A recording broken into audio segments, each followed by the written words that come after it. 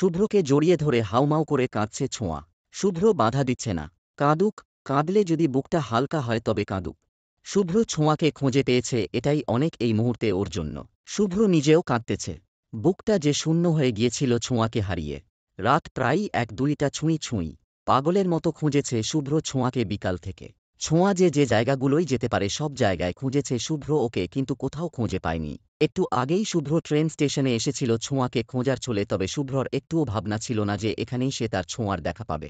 ছোঁয়া কাপড় চোপড় গুছিয়ে চলে যাচ্ছিল, কিন্তু গন্তব্য জানা ছিল না, তাই একসময় ধরে এই স্টেশনেই বসে বসে অশ্রু বিসর্জন দিচ্ছিল। মুহূর্তে যেন পৃথিবীটা ধোঁয়াশা হয়ে গেল ছোঁয়ার, এমন মনে হচ্ছে। শুভ্র ছোঁয়ার পাশে এসে বসতেই প্রথমে ছোঁয়া পালিয়ে যেতে চাইছিল, কিন্তু শুভ্র তা হতে দেন। আর সাথে সাথেই ছোঁয়া ওকে আষ্টেপৃষ্ঠে জড়িয়ে ধরে কেঁদে ফেলে। রাত এখন ২টা ছুঁই ছুঁই। এখনও ছোঁয়া শুভ্রর কাঁধে মাথা রেখে বসে আছে, তবে কান্নার বেগ কমেছে অনেকটা। থেকে থেকে হেঁচকি তুলছে শুধু।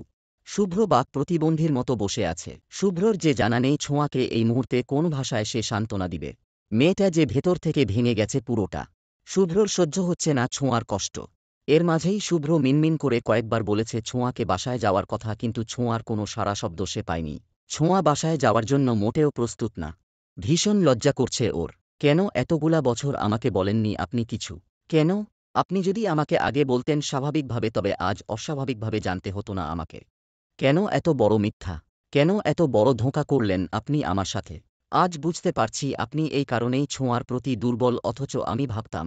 আপনি কি ভাবতে পারছেন এত বড় সত্যিটা জানার পর মেয়েটার অবস্থা কি হয়েছে? কোথায় আছে মেয়েটা? একটু কি চিন্তা হচ্ছে না মেয়ের জন্য বাবা হয়ে? আপনি কি জানেন আজকের পর থেকে ছোঁয়া আপনাকে কতটা ঘৃণার নজরে দেখবে? আপনার জন্য মেয়েটার মনে পাহাড় সমান ঘৃণা জন্মেছে। কিভাবে পারলেন বিয়ে করে স্ত্রী সন্তানকে অস্বীকার করতে আপনি? শুধুমাত্র আপনার পাপের ফলে আজ আমি মাতৃশূন্য। আপনার পাপের শাস্তি খোদা আমাকে দিচ্ছে। আমি বিয়ের এতগুলো বছর হয়ে গেলেও মা ডাক শুনতে পারিনি শুধুমাত্র আপনার করা পাপের ফলের জন্য। আপনি খারাপ, খুব খারাপ। শুনছেন? কথাগুলো বলতে বলতেই খুব ক্লান্ত হয়ে বসে পড়েন জায়েদা বেগম। অপরাধীর মতো মাথা নিচু করে দাঁড়িয়ে আছেন জীবন মির্জা। তখনই রুমে প্রবেশ করেন মান্নান মির্জা আর জীবন মির্জার উদ্দেশ্যে বলেন, আমি চাইনি কখনো তোর এই রহস্য সবার সামনে আসুক, তবুও ওই যে বলে না সত্য কখনো গোপন থাকে না। ঠিক তাই হলো। এতগুলা বছর পর তোকে দাঁড়াতে হলো কাঠগড়ায়। যাই হোক, আমি বলতে এসেছিলাম আমার ছোঁয়া আমার মেয়েই থাকবে। হোক সব জানাজানি, এতে আমার কোনো কিছু যায় আসে না। আমার মেয়ের প্রতি কখনোই তুই অধিকার দেখাতে আসবি না। আমি চাই না বিষয়টি ঘরের বাহিরে যাক। আর হ্যাঁ, শুভ্র আরও ২ ঘন্টা আগেই ছোঁয়াকে পেয়েছে। শুভ্র কোনোমতে বুঝিয়ে ওকে বাসায় নিয়ে আসবে। চিন্তা করা লাগবে না কাউকে আর আমার মেয়ের জন্য। জীবন মির্জার চোখ বেয়ে ২ ফোঁটা নোনাজল গড়িয়ে পড়ল। মান্নান মির্জা কথাগুলো বলেই চলে গেলেন। জায়েদা বেগমের চোখের জল যেন আজ অবাধ্য। অনেক রাত হয়েছে, বাসায় চল। কিছুতেই যাব না। দেখ ছোঁয়া, এবার কিন্তু থাপ্পড় খাবি। দাও, কান্নাজুড়িত নরম কণ্ঠে বলে ছোঁয়া। শুভ্র একটা মুচকি হাসি দিয়ে নিজের ঠোঁট জোড়া ছোঁয়ার কপালে বসিয়ে দিল। ভালোবাসার প্রথম স্পর্শ। ছোঁয়া হালকা কেঁপে উঠে। দিলাম, এবার চল। বললাম তো যাব না ওই বাসায় আমি আর। বড় আব্বু আর দাদি এখন থেকে আরও বেশি করে কথা শোনাবে আমাকে। কেউ তোকে কোনো কথা শোনাবে না, আর বিশ্বাস রাখ আমার উপর। আচ্ছা, তুই শুধু নিজের কথাই ভাবছিস? একবারও কি চিন্তা এসেছে তোর মাথায় ছোট আম্মুর? ছোট আম্মুও তো তোর মতো আজ জানতে পেরেছে সবটা। তুই উনার স্বামীর আগের স্ত্রীর সন্তান, এটা জানার পর তার অবস্থার কথা একবারও এসেছে কি তোর মাথায়? উনিও ভালো নেই। চল বাসায় চল। উনি এত কিছু জানার পর বাসায় থাকতে পারলে তুই কেন পারবি না? আর কোনো কথা শুনতে চাই না। বাসায় চল, নয়তো কিন্তু সত্যিই মারতে মারতে নিয়ে যাব। ছোঁয়া আর কোনো কথা বলেনি, কারণ সে জানে শুভ্র ওকে বাসায় না নিয়ে এক পাও নাড়াবে না এখান থেকে। শুভ্রর জেদ সম্পর্কে যে ছোঁয়ার থেকে বেশি ধারণা আর কারও নেই। ছোঁয়া বাধ্য মেয়ের মতোই গাড়িতে এসে বসল। শেষ রাতের দিকে দুজন বাসায় ফিরল। বেলাল মির্জা, আঞ্জুমা খাতুন সবাই আজ জেগে ছোঁয়ার জন্য। হলরুমে বসে আছে সবাই। আঞ্জুমা খাতুন আজ ছোঁয়াকে মন থেকে মেনে নিয়েছে ছোঁয়ার জন্ম বৈধ জেনে, কিন্তু উনি এটা ছোঁয়াকে জানানোর সাহস পাচ্ছেন না। ভীষণ লজ্জা লাগছে উনার। শুভ্র হাত ধরে ছোঁয়াকে নিয়ে ঘরে প্রবেশ করেন। ছোঁয়ার ব্যাগ শুভ্রর কাঁধে। ছোঁয়া সবাইকে এড়িয়ে নিজের রুমে চলে গেল। শুভ্র সবাইকে বলে ছোঁয়াকে এখন বিরক্ত না করার জন্য আর একা থাকতে দেওয়ার জন্য। সবাইকে ঘুমাতে যেতে বলে শুভ্র এগিয়ে গেল ছোঁয়ার রুমের দিকে।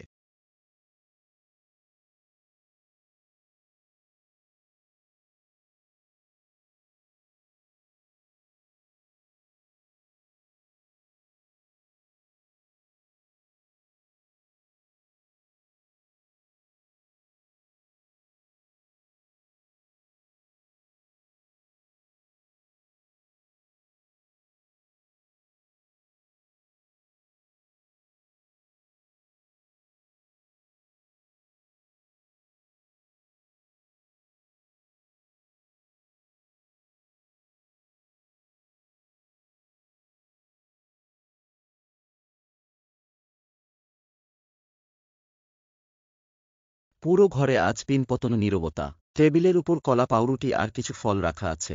একটা কলা আর পাউরুটি নিয়ে ছাদের দিকে এগিয়ে গেল লিলি। ছাদে গিয়ে ছোঁয়ার ফুলগাছের ফুলগুলো ছুঁয়ে একটা শুকনো হাসি দিল। মনটা ভীষণ আনচান করছে আজ লিলির। এই সকালেই রোদের তাপ ভীষণ প্রখর।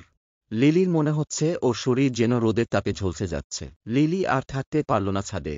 দ্রুত পায়ে নেমে গেল সিঁড়ি দিয়ে।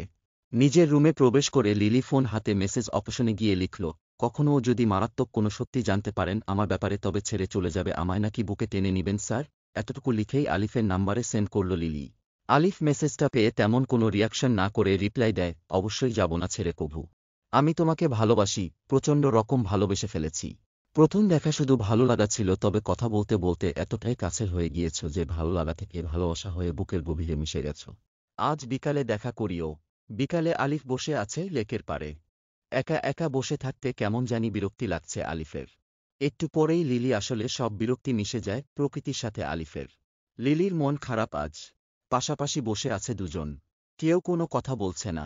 নীরবতা কাটিয়ে আলিফ বলে, বলো এবার সেই মারাত্মক সত্যটি। শুনতে ইচ্ছুক আমি। মুহূর্তেই লিলির বুকের ধুকপুক প্রচণ্ড রকম বেড়ে গেল। শ্বাস নিতেও যেন কষ্ট হচ্ছে লিলির। আলিফ এর মাঝেই আরও কয়েকবার বলতে লিলি ঘামছে প্রচুর। লিলির অবস্থা দেখে আলিফ ভয় পেয়ে যায়। কি এমন সত্যি যার জন্য লিলির অবস্থা খারাপের দিকে যাচ্ছে ভাবছে আলিফ। আলিফ গিয়ে এক বোতল মিনারেল ওয়াটার কিনে এনে লিলিকে খাইয়ে দিল। প্রায় অনেকক্ষণ পর লিলি ধীর কণ্ঠে বলা শুরু করল, আমি লিলি স্যার। বিশ্বাস করুন, আমি মোটেও জানতাম না যে আপনি ছোঁয়া ভেবে আমায় মেসেজ দিয়েছিলেন। যদি জানতাম তবে কখনোই আপনার সাথে এতটা গভীরে যেতাম না। আমি যখন জানতে পারি তখন অনেক দেরি হয়ে যায়। আর আমাদের বাসায় পারিবারিক ঝামেলা চলছিল কয়েকদিন ধরে, তার মাঝে ছোঁয়ার মা মারা গেলেন। এত কিছুর মাঝে সত্যিটা বলতে যেও পিছিয়ে গিয়েছিলাম আমি বারংবার। প্লিজ স্যার ক্ষমা করে দিন, অনেক বড় ভুল হয়ে গেছে আমার। কিভাবে বলবো স্যার লজ্জার কথা।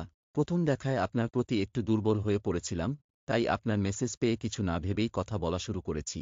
কিন্তু ধীরে ধীরে আপনার কথার ভাঁজে বুঝতে পারি আপনি আমাকে নয় বরং ছোঁয়াকে পছন্দ করেন।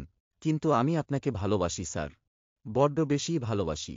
আপনাকে হারানোর ভয় আমাকে আষ্টেপৃষ্ঠে জড়িয়ে আছে স্যার। সব বলে দিয়েছি, এবার সিদ্ধান্ত আপনার হাতে। এই সম্পর্ক অধরা থাকবে নাকি পূর্ণতা পাবে তা আপনার উপরই ছেড়ে দিলাম। সব শুনে আলিফ কথা বলার ভাষা হারিয়ে ফেলেছে। নিস্তব্ধ হয়ে বসে আছে। কিছু বলার মতো খুঁজে পাচ্ছে না সে। ঠোঁট ফুলিয়ে কাঁদছে লিলি। আলিফ চোখ ঘুরিয়ে তাকায় লিলির দিকে। লিলি ঢুক গিলে। বাতাসে খেলা করছে পানির ঢেউ। রিনিঝিনি শব্দ। আলিফ লিলির কর্ণকুহর হলেও কারো এতে কোনো ধ্যান নেই। চারপাশের সবুজ পাতা বাতাসে দুলছে। গাছের পাতা যেন অদ্ভুত শব্দ করছে। লিলির মনে হচ্ছে সম্পর্কের পর এই প্রথম আমাদের দেখা হলো।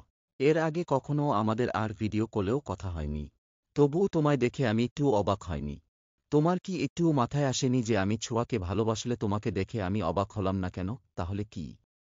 তাহলে আমি 2 দিন আগেই জেনেছি আলিয়ার থেকে। আমার প্রথম দেখায় ছোঁয়াকে ভালো লেগেছিল। তুমি হয়তো খেয়াল করনি, আমি সেদিন ছোঁয়ার দিকেই তাকিয়েছিলাম মুগ্ধ নয়নে। পরে আমি খোঁজ নিয়ে দেখি তোমার চাচাতো বোন লামিয়া আমার বোন আলিয়ার সাথে পড়ে। তারপর আলিয়াকে বুঝিয়ে বলে ওকে দিয়ে তোমার নাম্বার সংগ্রহ করলাম। যদিও আমি ছোঁয়ার নাম্বার চেয়েছিলাম, কিন্তু আলিয়া ভুল করে তোমার নাম্বার নিয়ে এসেছিল। তারপর থেকে তোমার সাথে কথা বলা শুরু করলাম, কিন্তু মনে মনে ছোঁয়ার ছবি আঁকতাম। বিশ্বাস করো, মনে ছোঁয়ার ছবি আঁকলেও আমি তোমাকেই ভালোবেসে ফেলেছি। যার সাথে কথা বলেছি তার প্রতিই দুর্বল হয়েছি। ছোঁয়াকে শুধু 2-1 বার দেখেছি, আর তোমার সাথে এতগুলো দিন এত এত মুহূর্ত কাটিয়েছি। শেষ পর্যন্ত তোমাকে ভালোবাসতে বাধ্য হয়েছি আমি। তোমার কথাগুলো মুগ্ধ করছে আমায়। এতটা মুগ্ধ আমি ছোঁয়াকে দেখেও হয়নি। আলিয়ার থেকে জানতে পেরে এই বিষয়টা আমি সত্যিই খুব অবাক হয়েছি। সাথে বুকের বাপাশে ব্যথাও হয়েছিল খানিকক্ষণ। তবে পরে মাথা ঠান্ডা করে ভেবেছি ভুল আমারই ছিল। আমি আলিয়াকে নাম বলতে ভুল করেছিলাম। কিন্তু একদিকে ভালোই হয়েছে। যদি সেদিন নামে ভুল না করতাম তাহলে তোমার মতো পাগলিকে পেতাম না কখনোই। ছোঁয়াকে আমি মায়াবতী বলতাম ঠিকই, কিন্তু এই মুহূর্তে আমার চোখে একটামাত্র তুমিই আমার মায়াবতী। ভালোবাসি তোমায়, স্বপ্নেও তোমায় ছেড়ে যাওয়ার কথা কল্পনা করব না আমি। লিলিহা হয়ে শুনছে আলিফের সব কথা। লিলির সত্যিই খেয়াল ছিল না যে আলিফ ছোঁয়ার জায়গায় ওকে দেখে অবাক না হওয়ার বিষয়টা। আলিফের কথা শুনে লিলির চোখে খুশির অশ্রু চিকচিক করছে, আর ঠোঁট জোড়া থরথর করে কাঁপছে। লিলির মনে হচ্ছে এই মুহূর্তটা ওর জীবনের সেরা মুহূর্ত। এভাবে নিস্তব্ধ নীরবভাবে কেটে গেল অনেকগুলো দিন। ছোঁয়া এখনও স্বাভাবিক হতে পারেনি কারো সাথে। একদিন সন্ধ্যার দিকে জায়দা বেগম ছোঁয়ার রুমে যায় কফি নিয়ে। সন্ধ্যায় কফি খাওয়া ছোঁয়ার একটা বদঅভ্যেসে পরিণত হয়েছে। তবে সেলিনা পারভিনের মৃত্যুর পর থেকে ওকে সন্ধ্যায় কফি খেতে দেখা যায়নি আর।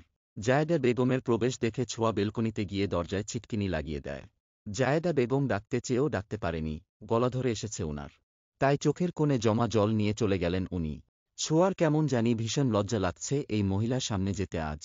ছোট থেকে যাকে চাচিম্মু জেনে এসেছে সে কিনা তার সৎমা, মানতে পারছে না ছোঁয়া। গাল বেয়ে অশ্রুকণা ঝরতে থাকে তার। লামিয়া, সানিয়া, সোহা, লিলি সবাই এসে ছোঁয়ার সাথে আড্ডা দিচ্ছে। উদ্দেশ্য ছোঁয়ার মন ভালো করা। সোহার মনটাও অনেকটা খারাপ, তাই সে চুপচাপ হয়ে আছে। সোহা একা একা বসে খাতায় আঁকিবুকি করছিল, মন খারাপ করে। তাই লিলি ওকে জোর করে নিয়ে এসেছে। সবার হাতে কফির মগ। কিন্তু ছোঁয়া হাতে কফি মগ নেয়নি। সন্ধ্যার কফিটা ওকে সবসময় সেলিনা পারভিন করে দিত। কফির মগ হাতে নিলেই গলা জড়িয়ে কান্না চলে আসে ছোঁয়ার। সোহার মন খারাপের প্রধান কারণ হল মা নেই, আর সবে জানতে পেরেছে ছোঁয়া তার আপন বড় বোন নয়, তাই সে মনমরা হয়ে আছে। যদি ছোঁয়া আর আগের মতো আদর না করে সে ভয়ে মায়ের পরে যে একমাত্র বড় বোনকেই মায়ের স্থানে বসানো যায়। ছোঁয়ার অবস্থা দেখে লিলি সানিয়া আর লামিয়াকে ইশারা করল সোহাকে নিয়ে অন্য কোথাও যাওয়ার জন্য। তারা চলে গেলে লিলি ছোঁয়ার বাহু জড়িয়ে ধরে বলে, এই শুভ্র ভাইয়ের মধুবালা, এবার তো একটু স্বাভাবিক হ। আর কত এভাবে মন খারাপ করে বসে থাকবি? যে যাওয়ার সে তো চলে যাবেই, আমরা সবাই একদিন এভাবে চলে যাব না ফেরার দেশে। বাঁচা মরা আমাদের হাতে কিছুই নেই। ছোঁয়া, বোঝার চেষ্টা করো। কারো জন্য কারো জীবন থেমে থাকে না বোন। এবার একটু নিজেকে সামলা। তুই কি জানিস তোর এমন অবস্থা দেখে সোহার অবস্থা কতটা খারাপের দিকে যাচ্ছে? মেয়েটা সবেমাত্র মা হারিয়েছে, বয়স খুব অল্প। মায়ের পর তুই ওর মা। তুই যদি এভাবে মনমরা হয়ে থাকিস সারাক্ষণ, তবে কিভাবে হবে? সোহাকে কে সামলাবে? মেয়েটা যে তোর আদর পাওয়ার জন্য ব্যাকুল হয়ে আছে। তুই কি জানিস তুই সোহার আপন বোন না জেনেও সোহা তোকে না পেয়ে সেদিন রাতে কত পাগলামি করেছে? ওকে অনেক কষ্টে ঘুমের ওষুধ খাইয়ে ঘুম নেওয়া হয়েছিল। লিলির কথা শুনে ছোঁয়া কী করবে বুঝতে পারছে না। সবকিছু যে ওর এই মুহূর্তে বিষাক্ত লাগছে। লিলি চলে গেলে ছোঁয়া চোখ বন্ধ করে ভাবতে থাকে ওর বলা প্রতিটি কথা। লিলি তো ভুল কিছু বলেনি। সোহার বয়স অল্প, এই বয়সে মা হারিয়ে মেয়েটা সত্যিই ভেঙে পড়েছে খুব, কিন্তু বাহির থেকে দেখে তা বোঝা মুশকিল।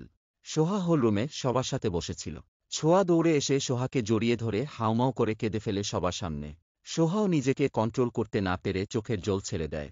সেলিনা পারভিন মারা যাওয়ার পর এই প্রথম দুই বোন একে অপরকে জড়িয়ে ধরে কাঁদছে। এর আগে যে যার মতো শোক পালন করেছে। কারো দিকে কারো কোনো লক্ষ্য ছিল না। ছোঁয়া পাগলের মতো সোহাকে কপালে গালে থুতনিতে চুমু দিয়ে আদরে আদরে ভরিয়ে দিচ্ছে বোনকে। আর প্রমিস করে আজ থেকে সে মায়ের সব দায়িত্ব পালন করবে। সোহার বুকের শূন্যতা যেন মিলিয়ে যায় মুহূর্তে। দূর থেকে দুই মেয়েকে দেখে অশ্রু চোখে একটা মুচকি হাসি দেয় মান্নান মির্জা। রাত 1:03 ছুঁই ছুঁই। সবাই খেয়ে যার যার রুমে চলে গেল। ছোঁয়া সোহার মাথায় বিলি কেটে দিচ্ছে। সোহাকে আজ সে নিজের কাছে রেখেছে। সোহা এমনিতে সানিয়ার সাথেই থাকে। হঠাৎ দরজায় কটকট শব্দ হলে ছোঁয়া গিয়ে দরজা খুলে দেখে শুভ্র দাঁড়িয়ে।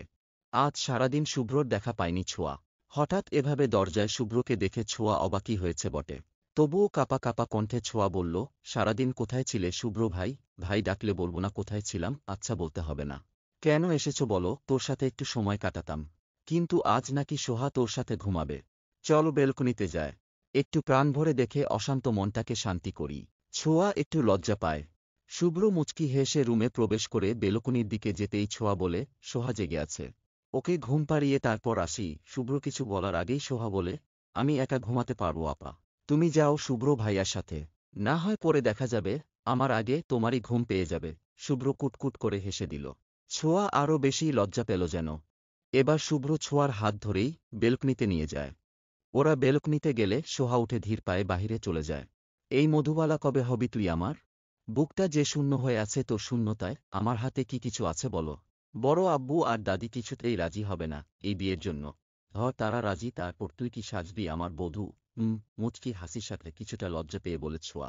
ঘড়ির কাঁটায় 1:05। 1:02 বাজতে আর মাত্র 5 মিনিট। শুভ্র ছোঁয়াকে বলল, চল ছাদে যাব। এত রাতে সমস্যা কি? আমি আছি তো আমার পাগলি মধুবালা। না আজকে না। ঘুম আসে আমার। জানি তো তুই ঘুম পাগলি, তাই তো এতক্ষণ গল্প করলাম যাতে ঘুম চোখে বাসা বাঁধতে না পারে। হ্যাঁ, চলো তো। এটা বলেই শুভ্র ছোঁয়ার চোখ বেঁধে দেয় একটা সাদা রুমাল দিয়ে। ছোঁয়া অবাক হয় ভীষণ। শুভ্র ছোঁয়ার হাত ধরে খুব সাবধানে ছাদে নিয়ে যায় ওকে। ছাদে গিয়ে শুভ্র ছোঁয়াকে একটা নির্দিষ্ট জায়গায় দাঁড় করিয়ে চোখের বাঁধন খুলে দেয়। পুরো ছাদ খুব সুন্দর করে সাজানো হয়েছে। প্রত্যেকটা ফুল ছোঁয়ার পছন্দের। ছোঁয়ার মনের মতো করে সাজানো হয়েছে আজ ছাদের প্রতিটি কোণা। হঠাৎ ছোঁয়ার কানে ভেসে আসলো ছাদের দরজা থেকে ছোঁয়ার কানে হালকা গরম হাওয়া লাগতেই সে কিঞ্চিৎ কেঁপে ওঠে। চোখ বন্ধ করে ছোঁয়া শুভ্রর অস্তিত্ব অনুভব করে। শুভ্র ছোঁয়ার কানে কানে ফিসফিসিয়ে বলে, শুভ জন্মদিন মধুবালা। সাথে সাথেই দরজা থেকে পুরো পরিবারের গলার স্বর ভেসে আসে, শুভ জন্মদিন ছোঁয়া। সবার আগে দাঁড়ানো বেলাল মির্জা আর আঞ্জুমা খাতুন। এদের দুজনকে হাসিমুখে দেখে অনেকটা অবাক হয় ছোঁয়া। থমথমে মুখ করে দাঁড়িয়ে আছে ছোঁয়া। আঞ্জুমা খাতুন এসে ছোঁয়াকে জড়িয়ে ধরে কাঁদতে কাঁদতে ক্ষমা চান। ছোঁয়া আবেগে আপ্লুত হয়ে কেঁদে ফেলে। বেলাল মির্জা ছোঁয়াকে জন্মদিনের উপহার হিসেবে উনার ছেলের বউ হওয়ার প্রস্তাব রাখেন। আঞ্জুমা খাতুন ইশারায় ছোঁয়াকে বলেন প্রস্তাব গ্রহণ করার জন্য। ছোঁয়া একবার মান্নান মির্জার দিকে তাকিয়ে অনুমতি চাইল ইশারায়। মান্নান মির্জা হ্যাঁ সূচক ইশারা করতেই ছোঁয়াও হ্যাঁ সূচক মাথা নাড়ায়। লজ্জায় মাথা নিচু করে রেখেছে ছোঁয়া, অথচ কয়েক মাস আগেও ভয়ে নিচু হয়ে থাকত ছোঁয়ার মাথা, কিন্তু আজ ভিন্ন। ভাগ্য বড্ড বেশি জাদুকর। মুহূর্তেই মানুষের দিন বদলে দিতে ভাগ্য সক্ষম। সবাইকে নিয়েই হয়ে হুল্লোড় করে কেক কাটা হলো। সবার আগে শুভ্র কেক খাওয়ালো ছোঁয়াকে। তারপর একে একে সবাই খাইয়েছে ছোঁয়াকে কেক। সবার শেষে জীবন মির্জা আর জায়েদা বেগম আসলেন কেক খাওয়ানোর জন্য। উনারা দুজন ছোঁয়ার সামনে আসতেই ছোঁয়া মুখ ঘুরিয়ে অন্যদিকে হেঁটে চলে যেতে নিলে তখনই শুভ্র এসে ছোঁয়ার হাত ধরে থামায় ওকে। দেখ ছোঁয়া, যা হয়েছে ভুলে যা এবার। অনেক তো দিন কাটল, একটু স্বাভাবিক কর নিজেকে এবার। এসবের মধ্যে তো চাচিম্মুর কোনো দোষ নেই, তাহলে উনাকে কেন কষ্ট দিচ্ছিস তুই? তুই কি জানিস তুই উনার সতীনের মেয়ে জেনেও উনি তোকে কতটা ভালোবাসে এখনো? তোকে এখন আগের থেকেও বেশি মায়া করেন উনি। কবে বুঝবি তোর প্রতি উনার একটা আলাদা মায়া আছে, টান আছে, যা আমাদের কারোর প্রতি নেই। উনার সাথে তোর রক্তের সম্পর্ক না হলেও উনি তোকে চোখে হারায়। কিন্তু শুভ্র ভাই, আমার যে ভীষণ লজ্জা লাগে উনার চোখে চোখ রাখতে। দেখো পাগলি মেয়ের কাণ্ড। লজ্জার কি আছে? আজ থেকে চাচিম্মু নয় মা বলে ডাকবে আমায়, বুঝেছ? মেজু ভাবি মারা যাওয়ার কয়েকদিন আগে আমায় বলেছিলেন উনার যেমন অধিকার আছে তোমার ওপর তেমন অধিকার আমারও আছে, কিন্তু তখন বুঝতে পারিনি উনি সত্যি সত্যিই আমার হাতে তোমাকে রেখে চলে যাবেন দূর অজানায়। ডাকবে তো আমায় মা বলে? ছোঁয়া জায়েদা বেগমের কথা শুনে অশ্রু চোখে মান্নান মির্জার দিকে তাকায়। উপস্থিত পুরো পরিবার শব্দহীন অনুভূতিতে দাঁড়িয়ে দেখছে সব। ছোঁয়ার সেজু চাচা চাচি সবসময় চুপচাপ এবং দূরে থাকে সবরকম ঝামেলা থেকে, কিন্তু আজ তাদের চোখেও জল চিকচিক করছে। মান্নান মির্জা মাথা নাড়িয়ে অনুমতি দিতেই ছোঁয়া ঝাপটে জড়িয়ে ধরে জায়েদা বেগমকে। মা মেয়ে দুজনই কাঁদছে, বোবা কান্না। পুরো পরিবারের চোখে জল টলমল করছে। লিলি সোহাকে জড়িয়ে ধরে অশ্রু চোখে হাসছে। ছোঁয়া একবার কাপা কণ্ঠে মা বলে ডাকে জায়েদা বেগমকে, এতেই উনি যেন স্বর্গসুখ পেয়েছেন এমনভাবে খুশি হয়েছেন। হঠাৎ ছোঁয়া সবাইকে উদ্দেশ্য করে বলে, আমি একটা কথা ক্লিয়ার করে বলে দিচ্ছি, জীবন মির্জার সাথে স্বাভাবিক হতে যেন কেউ আমায় জোর না করে। নয়তো এবার এমনভাবে যাব ঘর ছেড়ে কেউ আর খুঁজে পাবে না আমায়। এই মানুষটার জন্য আমি আমার জন্মদাত্রী মায়ের মুখটা পর্যন্ত দেখতে পারিনি। এই মানুষটার জন্য আমার গর্ভধারণী মা আমাকে গর্ভে নিয়ে দীর্ঘ 9 মাস কষ্ট করেছে। কখনোই ক্ষমা করতে পারব না আমি এই মানুষটাকে। যে পুরুষ স্ত্রী সন্তানকে অস্বীকার করে আমার নজরে সে কাপুরুষের চেয়েও যদি কোনো নিচু স্থান থাকে তাহলে সে স্থানে উনি। মা প্লিজ, তুমিও কখনো জোর করিও না আমায়, নয়তো তোমাকেও দূরে করে দিতে বাধ্য হব নিজের থেকে। ছোঁয়ার কথা বলা শেষ হতে না হতেই জীবন মির্জা চলে গেলেন সেখান থেকে। জীবন মির্জা চোখে আজ জলের স্রোত। নিজের মেয়ের মুখে এসব শোনার চেয়ে মৃত্যু অনেক ভালো। লজ্জায় মরে যেতে ইচ্ছে করছে জীবন মির্জার। জীবন মির্জার জীবনে যে আরও একটি কঠিন সত্যি লুকিয়ে আছে, এটা যে সবার অজানা। শুধুমাত্র ছোঁয়ার জন্য যে অনেক বড় ত্যাগ স্বীকার করেছেন সেটা যে আজও সবার থেকে লুকিয়ে রেখেছেন। ছোঁয়া কি জানতে পারবে এই নির্মম সত্যিটা? পারবে কি জীবন মির্জাকে ক্ষমা করে একবার বাবা বলে রাখতে? জীবন মির্জার যে খুব ইচ্ছে করে একবার ছোঁয়ার মুখে বাবা ডাক শুনতে। শুভ্র সবার সামনে হাঁটু গেড়ে বসে একটা স্বর্ণের আংটি ছোঁয়ার দিকে এগিয়ে দিয়ে বলে, হবি আমার বেডরুমের রাজরানী। হবি কি আমার হৃদয়ের হৃদস্পন্দন। দিবি কি অধিকার তোকে প্রাণ উজাড় করে ভালোবাসার। থাকবি সারা জীবন আমার মধুবালা হয়ে, কথা দে। ছোঁয়া লজ্জামাখা মুখশ্রীতে একটু হাসি ফুটিয়ে বাম হাত এগিয়ে দেয় শুভ্রর দিকে। শুভ্র খুশি হয়ে দ্রুত ছোঁয়ার আঙ্গুলে আংটিটা পরিয়ে দিয়ে খুশিতে লাফাতে থাকে। শুভ্র তার সব প্রশ্নের উত্তর হ্যাঁ হবে হয়তো ভাবতে পারেনি। শুভ্রর লাফানো দেখে পুরো পরিবার কুটকুট করে হেসে ওঠে। ছোঁয়া ভীষণ লজ্জা পেয়ে মাথা নুইয়ে আছে। অদ্ভুত রকমের অনুভূতি হচ্ছে ছোঁয়ার বুক জুড়ে। শুভ্র হুট করে সবার সামনে ছোঁয়াকে বলে উঠে, এই মধুবালা শোনো, শুভ্র ভাই, আর একবার যদি শুভ্র ভাই ডাকিস আমায় তবে মাথায় তুলে ছাদ থেকে টুক করে ছেড়ে দিব, মনে রাখিস। হয় শুধু শুভ্র ডাকবি, নয়তো কিছু ডাকার দরকার নাই। আসছে ভাই ডাকতে, চুল যা বাকি রেখেছিলাম গতবার সেগুলোও কেটে ন্যাড়া করে দিব একদম। শুভ্রর কথা শুনে সবাই কিছুক্ষণ হা হয়ে থেকে হু করে হেসে উঠে। ছোঁয়া এবার লজ্জা সামলাতে না পেরে এক ছুটে নিজের রুমে চলে গেল। সকালে আলিফের কল পেয়ে লিলি ঘুম থেকে জাগে। আজ লিলি ছোঁয়ার রেজাল্ট দিবে, তাই লিলির মন খারাপ। আলিফ ওকে অনেকভাবে বুঝাচ্ছে। আলিফের কল কেটে লিলি ছোঁয়ার কাছে গেল। এমা, এত সকালে ছোঁয়া গেল কই? ছোঁয়াকে খুঁজতে খুঁজতে দক্ষিণের বারান্দায় গিয়ে দেখে লিলি জায়েদা বেগমের সাথে বসে কফি খাচ্ছে ছোঁয়া। লিলি ছুটে গিয়ে ছোঁয়াকে উদ্দেশ্য করে বলে, আরে ওই মধুবালা, তোর কি ডর ভয় কিছু নেই? আজ রেজাল্ট দিবে আর তুই এখানে বসে রিল্যাক্স হয়ে কফি খাচ্ছিস? আরে কুল মাই ডিয়ার অনলি ওয়ান জামাইর বোন আমার নন। হঠাৎ কি হলো রে তোর ছোঁয়া? জ্বর টর হয়নি তো? আরে না রে, একটু আগেও ভয়ে ঘামছিলাম, কিন্তু আমার মা আমাকে এখনই একটা কথা বলেছে, আর আমার সব চিন্তা উড়াল দিয়ে পালিয়ে গেছে। কি এমন বলেছে চাচি? মুখ গোমরা করে লিলি বলে কথাটি। জায়েদা বেগম হাসতে হাসতে চলে যান সেখান থেকে। তারপর ছোঁয়া বলে, মা আমাকে বলেছেন ভাগ্যে যদি পাশ থাকে তবে অবশ্যই পাশ করব, আর ফেইল থাকলে ফেইল। আল্লাহর উপর ভরসা রাখলে তিনি আমাদের নিরাশ করবেন না কখনো।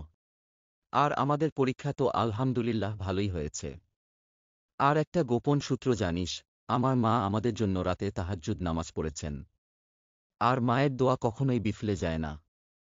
তাই নো চিন্তা ডু ফুর্তি। লিলি কিছুক্ষণ থো মেরে দাঁড়িয়ে থেকে থেকে একটা হাসি দেয়। তারপর বলে, এই ছোঁয়া শোন, বল শুনি, আলিফ স্যার বলেছে রেজাল্ট দিলে ঘরে জানানোর জন্য। আমাদের কথাটা কিন্তু আমার মনে হয় কেউ রাজি হবে না। আলিফ স্যাররা একটু মধ্যবিত্ত, বিয়ে করার জন্য ঘর বাঁধতেছে ঠিক করে, কিন্তু আমি যে ঘরে কিভাবে জানাবো ভেবে পাচ্ছি না। ভয় লাগছে খুব, দাদি রাজি না হলে যে আব্বু রাজি হবে না কখনো। আরে চিল মার বোন, সবাই মেনে নিবে দেখে নিস। আমাদের আলিফ স্যার কোন দিক দিয়ে খারাপ নাকি? সব দিক দিয়েই ঠিক আছে, শুধু চোখটা একটু টেরা আর কি। ছোঁয়া মজার ছলে কথাটি বলে।